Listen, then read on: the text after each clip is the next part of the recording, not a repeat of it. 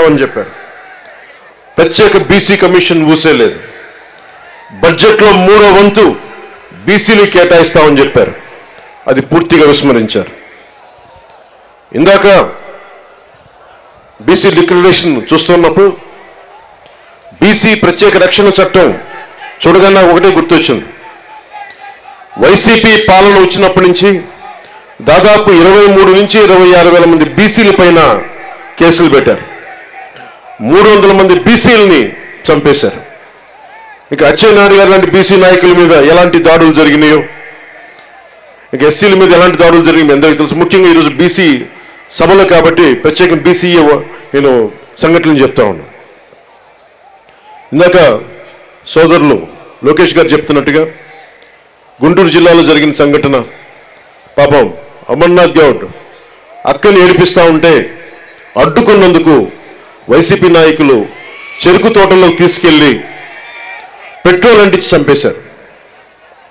చాలా హృదయం కలిచివేస్తుంది. పట్టించుకునేవాళ్ళు లేరు, మాట్లాడేవాళ్ళు లేరు. వైసీపీలో ఉన్న బీసీ నాయకులు కూడా మీరు కూడా ఒకసారి పునరాలోచించుకోవాలి. గుడ్డిగా కనుక వైసీపీ నాయకులు వెనకేసుకొస్తే కులానికి కూడా ద్రోహం చేసిన వాళ్ళు అవుతారు. ఒకసారి ఆలోచించుకోండి. అలాగే 23 నుంచి 26 వేల మంది బీసీ యువత, బీసీ ప్రజల్ని కేసులు పెట్టారు. ఇదివరకు ఎస్సీ పరిరక్షణ చట్టం ఎలా ఉంది, ఎస్సీ ఎస్టీ అట్రాసిటీ యాక్ట్ ఎలా ఉందో, ఈ రోజున వైసీపీ పాలనలో బీసీలకు కూడా ప్రత్యేక రక్షణ చట్టం అవసరమైంది. అది చెప్పగానే మొట్టమొదట బీసీ రక్షణకి చాలా అవసరం అని చెప్పి మనస్ఫూర్తిగా నా మద్దతు తెలిపాను వీటన్నిటికీ. ఈ రోజున జనసేన సంబంధించినంత వరకు బీసీలకు సంబంధించి నేను రామ్ మనోహర్ లోహియా గారి సిద్ధాంతాలకి ఆకర్షితులైన వాడిని. బీసీలకి సాధికారత ఉండాలి, ఇవన్నీ ఆలోచించేవాడిని. బీసీలకి మిగతా కులాలకి ఐక్యత ఉండాలి.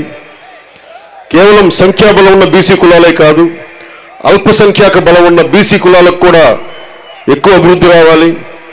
బీసీ కులాలన్నిటికీ ఎంతసేపు యాచించే స్థాయి నుంచి శాసించే స్థాయిలో బీసీ కులాలు ఉండాలి మనస్ఫూర్తిగా ఆకాంక్షించేవాడిని, కోరుకునేవాడిని. బీసీ కులాలు భారతదేశపు సంస్కృతికి సాంప్రదాయాలకి వెన్నెముక. బీసీ కులాలు లేని సమాజం, బీసీ కులాలు లేని భారతదేశం మనం ఊహించుకోలేం.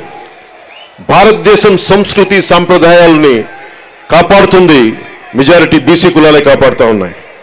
అలాంటి బీసీ కులాలు చేతి వృత్తుల్ని కానీ, ముఖ్యంగా దేవాలయాల్లో మనకి ఆచార వ్యవహారాల్లో బీసీ కులాల తాలూకు వృత్తి నైపుణ్యాన్ని, చేతి కళల్ని